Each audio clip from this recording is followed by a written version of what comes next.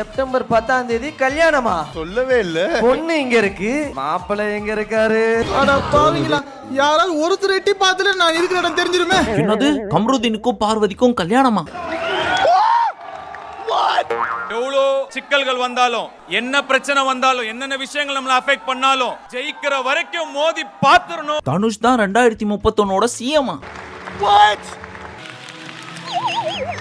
Big pass இந்த தடவை 120 நாளா, அதுவும் இவ்வளவு சீக்கிரமா ஸ்டார்ட் பண்றாங்களா? இப்படி நீங்க ஆச்சரியப்பட்டு அப்படியா அப்படின்னு ஷாக் ஆகிற ஏகப்பட்ட நியூஸ் என்கிட்ட இருக்கு. அதுல ஃபர்ஸ்ட் நம்ம கமருதீன் அண்ட் பார்வதியை பார்ப்போம். லாஸ்ட் சீசன்ல இந்த கமருதீனும் பார்வதியும் பண்றதெல்லாம் பாக்குறப்போ எப்படியும் கல்யாணம் பண்ண போறது கிடையாது, இந்த லவ் லஸ்ட்ன்ற ஃபீல் எல்லாம் போட்டோம் அப்படின்னா கண்டிப்பா கடைசி வரைக்கும் கடந்து போயிடலாம் அப்படின்ற மாதிரி பிளான் போட்டு மட்டும் தான் இவங்க வந்திருப்பாங்க அப்படின்னு பார்த்தா, நீங்களும் அப்படி நினைச்சீங்க இல்லையா? ஆமா சார். அப்ப நானும் அந்த மாதிரி நினைச்சதுல தப்பு இல்லையே.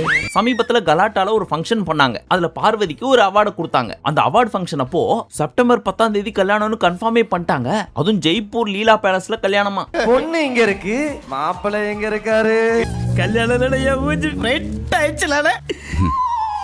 பட் இதெல்லாம் பாக்குறப்போ ஐயோ அவசரப்பட்டு இவங்களை சந்தேகப்பட்டோமே, உண்மையான புனிதமான காதல் தான் போல இருக்கு இவங்களோட காதல் அப்படின்னு ரொம்ப ஃபீல் பண்ண. சாரி மிஸ்டர் ரகுவரன், என்ன மன்னிச்சிருங்க. நான் சும்மா ஜெனரல் ஆடியன்ஸ் மாதிரி ரியாக்ட் பண்ணேன். அதுலயும் கமருதீன் கிட்ட கேக்குறாரு அசாரு, கண்டிப்பா கல்யாணம் பண்ணிப்பீங்களா, கன்ஃபார்ம் பண்ணிடலாமா அப்படின்னு. அதுக்கு நம்ம கமருதீனும் கன்ஃபார்ம் பண்ணிடலாம் அப்படின்ட்டாரு. கல்யாணம் பண்ணலாம்ல? அப்ப பண்ணலாம், தரோம். ஏன் குரு நாளா கல்யாணம் பண்ணி கூடாதா? எல்லாம் நீ கொடுத்த தைரியம் தான் குரு. வாங்க குரு, கையெழுத்து போலாம். அத பாக்குறப்போ கமருதீன் பாரு, உங்க ரெண்டு பேரையும் நான் சந்தேகப்பட்டேன், என்ன மன்னித்து விடுங்கள் கோபால் அப்படின்னு காலை புடிச்சு அழுவணும்னு தோணுச்சு. அப்புறம் போய் விசாரிச்சு பார்த்தா இது சும்மா லொல்லலாய்க்கான்.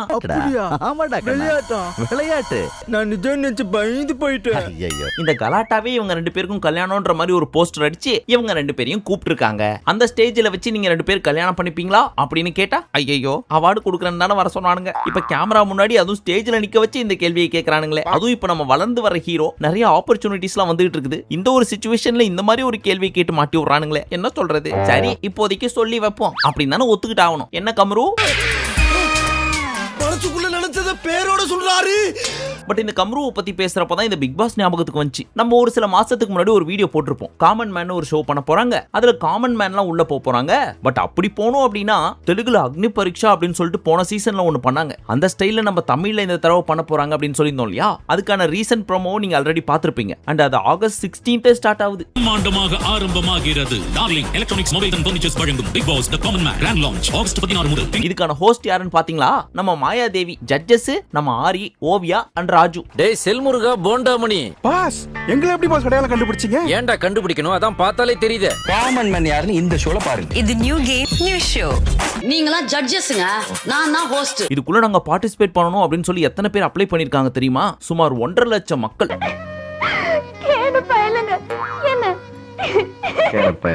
அதுல ஒரு சிலரெல்லாம் ஷார்ட் லிஸ்ட் பண்ணி ஸ்கிரீனிங் பண்ணி இன்டர்வியூ பண்ணி இவங்க தேர்வாங்களா மாட்டாங்களா அப்படின்னு சூஸ் பண்றதுக்கு தனியா ஒரு ஜட்ஜஸ் வச்சிருப்பாங்க. அவங்க ஷார்ட் லிஸ்ட் பண்றவங்க தான் இந்த காமன் மேன் அப்படின்ற ஷோக்குள்ள போவாங்க. சோ இந்த 1.5 லட்சம் மக்கள்ல இருந்து இந்த பிக் பாஸ் சீசன் 10க்குள்ள போறது எத்தனை பேர் தெரியுமா? ஜஸ்ட் 5 பேர் தான். என்ன சொல்ற? அப்ப பேலன்ஸ் அப்படின்னு கேக்குறீங்களா? பேலன்ஸ் இருக்க மக்கள்லாம் எப்பவும் போல விஜய் டிவி ப்ராடக்ட்ஸ் எல்லாம் வந்தாச்சு.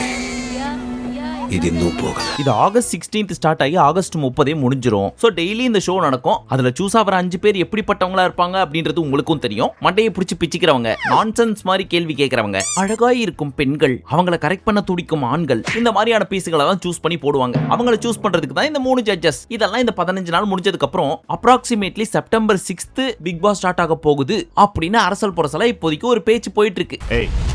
என்ன உளறற சார்? விஷயம் கன்ஃபர்ம்டு, டாப் சீக்ரெட். சோ இந்த 15 நாள் பிளஸ் மெயின் ஷோ ஒரு 105 நாள். சோ சுமார் 120 டேஸ் போக போகுது இந்த பிக் பாஸ் சீசன் 10. எப்பவும் போல இதுக்கு ஹோஸ்ட் நம்ம விஜய் சேதுபதி தான். எவன்லாம் வாயில ஊந்தி எந்திருக்க போறானோ, எது சரி எது தப்பு, யார் பண்றது டிராமா, யார் ஆடுறது கேம், எது பாசம் எது வேஷம் எல்லாம் உங்களுக்கு புரிஞ்சிடும். நீ திரும்பி ஆடுறது தெரிஞ்ச கூட்டம் அல்லுமே. யூசுவலா அக்டோபர் தானே ஸ்டார்ட் ஆகும். இன்னும் இந்த தடவை இவ்வளவு சீக்கிரமா ஸ்டார்ட் பண்றாங்க அப்படின்னு உங்களுக்கு ஷாக்கா வர மாதிரி எனக்கும் ஆச்சு. அது காரணம் என்னன்னா ஹிந்தி, தமிழ், தெலுங்கு, மலையாளம், கன்னடா அண்ட் பங்களா இந்த மாதிரி 6 லாங்குவேஜ்ல ஜியோ ஹாட்ஸ்டார் ஸ்ட்ராங்கா சொல்லிட்டாங்களாம். ஒரே நாள் செப்டம்பர் 6 தான் ஸ்டார்ட் ஆகணும் அப்படின்னு சொல்லி. அதனால 6 செப்டம்பர் 2026 பிக் பாஸ் சீசன் 10ஓட கிராண்ட் லான்ச் ஆரம்பிக்கலாங்களா? இத பார்க்கதாமா ஜனங்க எல்லாம் வெயிட் பண்ணிட்டு இருக்காங்க. சரி, இதுல யாரெல்லாம் இப்போதைக்கு கண்டஸ்டன்ட்ஸ் அப்படின்னு அரசல் புரசலா வருது அப்படின்னு சொல்லி நீங்க ஏகப்பட்ட வீடியோஸ் பார்த்திருப்பீங்க. பட் இப்போ வரைக்கும் அரசல் புரசலா நம்ம காதுக்கு வந்தது யாராரு அப்படின்னு பார்த்தா இந்த ஃபரீனான்னு ஒருத்தங்க இருப்பாங்க தெரியுமா, அவங்க வர போறதா சொல்லிட்டு இருக்காங்க. அப்புறம் பல சீசனா இவங்க வருவாங்கன்னு எதிர்பார்த்துட்டு இருந்த ஜனனி அசோக் குமார் வர போறதா சொல்லியிருக்காங்க. இவங்க 2 பேர் தான் இப்போதைக்கு நம்ம கேள்விப்பட்டது. க்ளோஸா வர்றப்போ யார் வராங்க அப்படின்றத நான் உங்களுக்கு சொல்றேன். சரி ராஜா, சரி. இப்படி ஒரு நல்லவங்கிட்ட வந்து மாட்டிருக்கமே. சரி, இப்போ நம்ம மெயின் மேட்டருக்கு வருவோமா?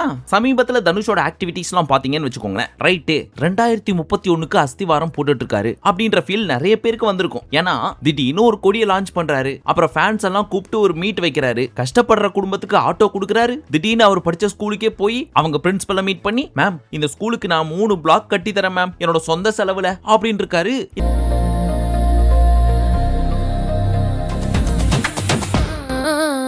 இதே மாதிரி தரத்தோட 100 கட்டணம் கட்ட போறோம். இதுக்கெல்லாம் காரணம் என்னவா இருக்கும் அப்படின்றது கண்டுபிடிக்கிறதுக்கு ரொம்ப கஷ்டமா இருக்கு அப்படின்னு சொல்ற அளவுக்குலாம் ஒன்னும் தெரியல. நிறைய மக்கள் கண்டுபிடிச்சிட்டாங்க. ரைட்டு, இவரும் விஜய் மாதிரியே அரசியலுக்கு வர்றதுக்கு பிளான் பண்றாரு அப்படின்ட்டு. ஒரு பில்டிங் இருக்கு ma'am. If you want will build more buildings together. நீ கட்டுவே பேட்ச் ஒர்க் நான் தான்டா பண்ணேன். பட் இந்த ஸ்கூலுக்கு போய் பேசினதெல்லாம் நேத்து தான் நடந்துச்சு. பட் போன வாரம் என்ன பண்ணிருக்காரு, ஃபேன்ஸ் எல்லாம் மீட் பண்ணி, தம்பிகளா நீங்க பண்றதெல்லாம் நான் பார்த்துட்டு தான் இருக்கேன், நிறைய நல்ல விஷயம் பண்ணுங்க, செடி நடுங்க, மரம் நடுங்க, என் வண்டி பின்னாடி ஃபாலோ பண்ணாதீங்க, பத்திரமா வீட்டுக்கு போங்க அப்படின்லாம் சொல்றத பாக்குறப்போ ஒருத்தர் மைண்டுக்கு வந்துட்டு போறாரு. சரி, அரசியலுக்கு வர்றது ஒன்றும் தப்பு கிடையாது. இவர் மட்டும் கிடையாது, ரீசெண்டா நிறைய ஆக்டர்ஸோட நடவடிக்கையெல்லாம் பாக்குறப்போ அவங்களும் அரசியலுக்கு வருவாங்களோ அப்படின்ற ஃபீல் தான் வருது அவங்க பேசுறதெல்லாம் கேட்கறப்போ. இங்க பாரு, எவ்வளவு நாளைக்கு தான் இன்னொருத்தனுக்கு எழுதிட்டு இருக்க முடியும்? நான் வேட்பாளர் ஆகணுமா? சரி, அதெல்லாம் யாருன்னு பின்னாடி சொல்றேன். பட் தனுஷ் இந்த மாதிரி ஒரு நல்ல இனிஷியேட்டிவ் எடுத்து நிறைய நல் விஷயங்கள்லாம் செய்யறதெல்லாம் பாக்குறப்போ பெருமையா இருக்கு. ஆனா அதுக்கு நடுவுல ஒரு சில விஷயங்கள் பண்ணி தொக்கா அவரோட ஹேட்டர்ஸ் கிட்ட மாட்டிக்கிட்டாரு பாவம். இதான்டா மாட்டினா மொத்தமா மாட்டுவானுங்க, இல்லாட்டி ஒருத்தனும் சிக்க மாட்டான். அது என்னன்னு கேக்குறீங்களா? லாஸ்ட் வீக்ல இவரோட ஸ்பீச்சை கேட்டிருந்தீங்கன்னா ஒன்னு சொல்லியிருப்பாரு, நானும் என் சின்ன பையன் லிங்காவும் ஒன்னா உட்காந்து வீடியோ கேம் விளையாடுவோம். அப்போ ஒரு கேம் அவன் ஜெயிப்பான், ஒரு கேம் வேணும்னே நான் தோப்பேன், அடுத்த நாள் விட்டு கொடுக்காம நான் ஜெயிச்சிருவேன். அதுக்கப்புறம் போதும் பேபி, நைனாக்கு டயர்டா இருக்கு, அப்புறமா உன் கூட விளையாடுறேன் அப்படின்னு சொல்லி இருந்திருப்பேன். நைனா எங்க போற, உட்காரு அப்படின்னு சொல்லி என் கையை பிடிச்சி உட்கார வச்சு மறுபடியும் ஆட சொல்லுவான். ஏன்டா அப்படின்னு கேட்டா, நான் ஜெயிக்கல, சோ நான் ஜெயிக்கிற வரைக்கும் உட்கார்ந்து ஆடு அப்படின்னு சொல்லுவாராம் லிங்கா. எந்திரிக்கிறீங்க, உட்காருங்க அப்படின்னாரு. ஏன் அப்படின்னு கேட்டேன். நான் இன்னும் ஜெயிக்கலையே அப்படின்னு அவர் சொன்னாரு. போட அண்ணனுக்கு டொருன வாங்கிட்டு வாடா, ஜேஸ்ட் குடிக்கிறான் தம்பாலான்னு அப்படின்னு சொல்ற. நல்லா தானே சொல்லியிருக்காரு, பாராட்டுங்க அப்படின்னு நம்ம நினைச்சா எங்க இருந்து இந்த பயபுள்ளைங்க எல்லாம் கிளிப்ப கண்டுபிடிச்சதோ தெரியல. பல வருஷத்துக்கு முன்னாடி எங்கேயோ ஒருத்தர் இதே விஷயத்த தன்னோட பையனை வச்சு சொல்லியிருக்காரு. அதை கொஞ்சம் பாருங்களேன். I remember I was playing a game with my 9-year-old son John Leslie, and I beat him 10 straight games in a game called Connect 4. And finally I said, John Leslie, I'm bored, I don't want to play you anymore. And I got up, I said, I'm ready to go to sleep now. John Leslie said, no, you can't go now, Dad. I said, why? He said, it's not over until I win. அதான்டா நான் எங்கேயோ பார்த்த மாதிரி இருக்குன்னு அடிச்சு விட்டேன். அடிச்சு விட்டியா? விராமனே, நான் தானே சொன்னேன். நான் அதை எப்படி பேசி எப்படி கன்ஃபியூஸ் பண்ணேன் நீயே பாரு. இத பார்த்து தனுஷ் ஹேட்டர்ஸ் என்ன சொல்றாங்க, ஆடா பாவி, இந்த விஷயத்தை கூட சொந்தமா சொல்ல மாட்டியா, எவனோ ஒருத்தன் சொன்னதை காப்பி அடிச்சு வச்சிருக்கியே அப்படின்னு போட்டு கலாச்சிட்டு இருக்காங்க. அவங்க எல்லாருக்கும் நான் ஒன்னு சொல்றேன், உண்மையை சொல்லணும்னா அவர் தான் தனுஷை பார்த்து காப்பி அடிச்சிருக்காரு. லூசானா இல்ல நான் லூசான்னு கேக்குறேன். யோ எப்படியா, அது 2013ல நடந்திருக்கு. இவர் 13 வருஷத்துக்கு அப்புறம் 2026ல பேசியிருக்காரு. எப்படி இருந்தாலும் தனுஷை காப்பி அடிக்க முடியும் அப்படின்னு கேக்குறீங்களா? இங்க தான் இருக்கு சூட்சமம். 2013லயே இந்த ஆள் டைம் டிராவல் பண்ணி 2026க்கு வந்து தனுஷ்ன்ற ஒரு பிரம்மாண்டமான நடிகர் தமிழ்ல இருக்காரு, அவரோட வீடியோவை பாப்போம்னு சொல்லிட்டு இந்த வீடியோவை பார்த்திருக்காரு. அடடே நல்லா இருக்கே அப்படின்னு ஒரு ஃபங்க்ஷன்ல பேசி வச்சிருக்காரு. இப்போ சொல்லுங்க, காப்பி அடிச்சது தனுஷா அந்த ஆளா? இதெல்லாம் ஒரு காரணம்.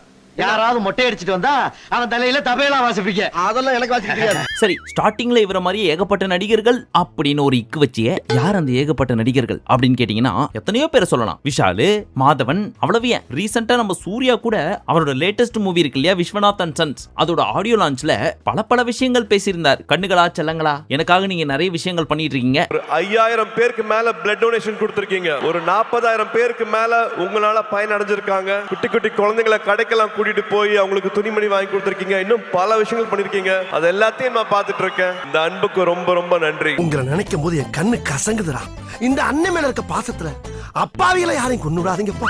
பட் இவராவது பல வருஷமா இதெல்லாம் பண்ணிட்டு இருக்காரு. ஆனா நம்ம தனுஷ் திடீர்னு ஒரு பிளாக லான்ச் பண்ணி ஒரு சில நலத்திட்டங்கள்லாம் பண்றதெல்லாம் பாக்குறப்போ கண்டிப்பா 2031 சிஎம் ஆகிறதுக்கு சான்ஸ் இருக்கு அப்படின்னு சொன்னா நிறைய பேர் கட்டையை தூக்கிட்டு ஓடி வருவாங்க. பட் ஏன் அட்லீஸ்ட் ஒரு ஆப்போனண்டா இருக்கிறதுக்கு சான்ஸ் இருக்கு இல்லையா அப்படின்னு சொன்னாலும் கட்டையை தூக்கிட்டு ஓடி வருவாங்க. ஆனா டிவி கேலியே ஒரு பொறுப்புல எம்எல்ஏவாவோ எம்பியாவோ அவ்வளவு துணை முதலமைச்சர் ஆனா என்ன பண்ணுவீங்க? பேசாம என் கட்சிக்கு வந்துருன்னு சொன்னா கேட்க மாட்டேங்கிற. இந்த பாரு, எங்க கட்சியில யார் எப்ப என்ன கொடுக்கணும்னு எங்க தலைவருக்கு தெரியும். எதிர்பாராததை எதிர்பாருங்கள் அப்படின்னு நம்ம ஆண்டவரே நிறைய டைம் சொல்லிருக்காரு. சோ இது வேணா நடக்கலாம். எஸ்பெஷலி நம்ம சிஎம் சொல்லுவார் தெரியுமா, கான்பிடென்ட்டா இருங்க, நல்லதே நடக்கும் அப்படின்ற மாதிரி அவர் தனியா ஒண்ணு வச்சிருக்காரு. இன்னும் ஓட வைக்கிற உங்களுக்கு என்னுடைய நெஞ்சார்ந்த நன்றி. ஓம் நம சிவாய ஜெய். இதெல்லாம் வச்சு பாக்குறப்போ இருக்கு அப்படின்னு நமக்கு தோணுது. இத்துடன் இந்த வீடியோவில் விளையாட்டு செய்திகள் முடிவடைந்தது. மேலும் பல விளையாட்டு செய்திகளை நீங்கள் உடனுக்குடன் தெரிந்து கொள்ள சன் நியூஸை ராகேஷ் ஜேனியை சப்ஸ்கிரைப் செய்து கொள்ளவும்.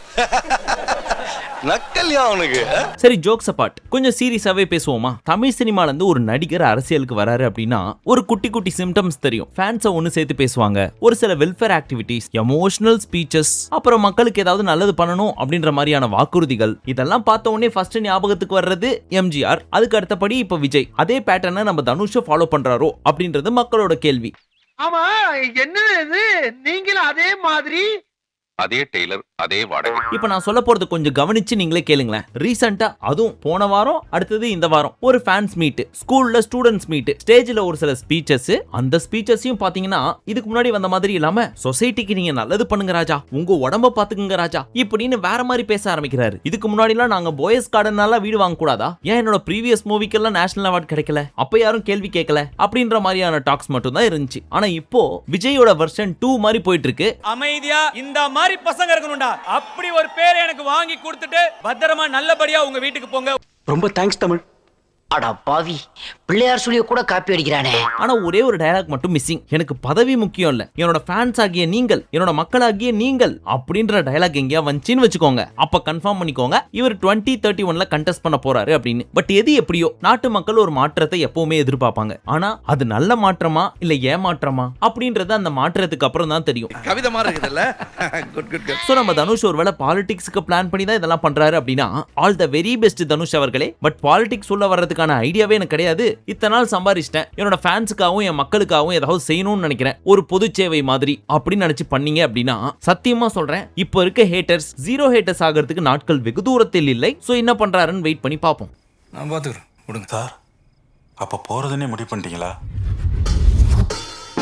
அப்புறம் நிறைய பேர் கேட்டிருந்தீங்க உதயநிதி ஸ்டாலின் அரெஸ்ட பத்தி எதுவுமே பேசல அப்படின்னு சொல்லி. அது ஏன்னா சத்தியமா எனக்கு அரசியல் பேச தெரியாதுங்க, அதனாலதான் அதை ஜெனி கிட்ட கொடுத்துட்டேன், அவங்க பேசிட்டாங்க. ஆனா ஒரு விஷயம் கேள்விப்பட்டேன், அவர் மறுபடியும் ரிலீஸ் ஆயிட்டாராமே. அந்த நியூஸை கேட்டதுக்கு அப்புறம் எனக்கு ஒண்ணுதான் ஞாபகத்துக்கு வந்துச்சு, வாய்மை வென்றது. அது கூட பரவாயில்ல, நான் டபுள் மீனிங்கில் பேசவில்லை, சிங்கிள் மீனிங், ஒரே மீனிங். காவிரிக்கு தண்ணி வரலை என்பதற்காக மட்டும்தான் அப்படி சொன்னேன். காவிரிக்கு தண்ணீர் வரணும், இதைத்தான் நான் பேசினேன், இதை மீண்டும் மீண்டும் நான் பேசுவேன். இந்த மாதிரி பொய் வழக்குகளுக்கு பயப்பட போறது இல்ல. எதிர்க்க பார்க்கும்போது கேட்க வேண்டியதானே, சேஃபா 10 கிலோமீட்டர் தள்ளி வந்து சவுண்ட் விடுறியா?